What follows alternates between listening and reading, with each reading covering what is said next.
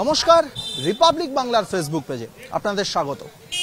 সন্দেশখালীর ঘটনা। সন্দেশখালীতে গত সপ্তাহ শুক্রবার এনফোর্সমেন্ট ডিরেক্টরেটের তরফ থেকে রেশন দুর্নীতির তদন্তে সেখানকার তৃণমূল নেতা বা উত্তর চব্বিশ পরগনার জেলার মৎস্য কর্মাধ্যক্ষ শেখ শাহজাহানের বাড়িতে রেড করেছিলেন ইডি আধিকারিকরা। তারপরে সেখানের কি পরিস্থিতি গোটা রাজ্য দেখেছে। শেখ শাহজাহান এখনো পর্যন্ত অধরা। কেন্দ্রীয় বাহিনী জওয়ানরা আক্রান্ত হয়েছিলেন, ইডির আধিকারিকরা আক্রান্ত হয়েছিলেন, হসপিটালাইজড হয়েছিলেন। তারপরে ইডি ডিরেক্টরের কলকাতায় আসা, বৈঠক করা এবং সেই ঘটনার পর প্রথম আজকে কলকাতা শহর, বিধাননগর এবং বিরাটি এলাকায় রাজ্যের মন্ত্রী, বিধায়ক এবং পৌরসভার প্রাক্তন চেয়ারম্যানের বাড়িতে এনফোর্সমেন্ট ডিরেক্টরেটের রেড। বিগত 5 থেকে 6 ঘন্টা ধরে এই এনফোর্সমেন্ট ডিরেক্টরেটের রেড চলছে।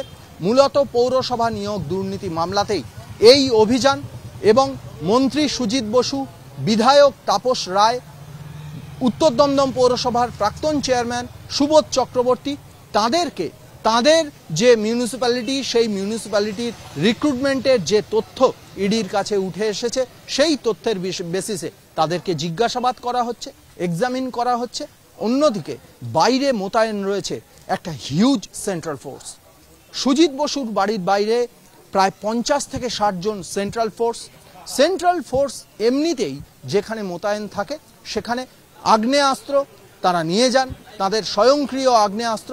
কিন্তু সন্দেশখালীর ঘটনার পর সেন্ট্রাল ফোর্স আজকে প্রথম তাদের রায়াট ডিলিং ইকুইপমেন্টস অর্থাৎ ফাইবার স্টিক, ফাইবার ঢাল, যে কোনো উত্তেজক পরিস্থিতি মোকাবিলা করতে টিয়ার শেল, সেই টিয়ার শেলের ইউনিট নিয়ে মোতায়েন রয়েছে।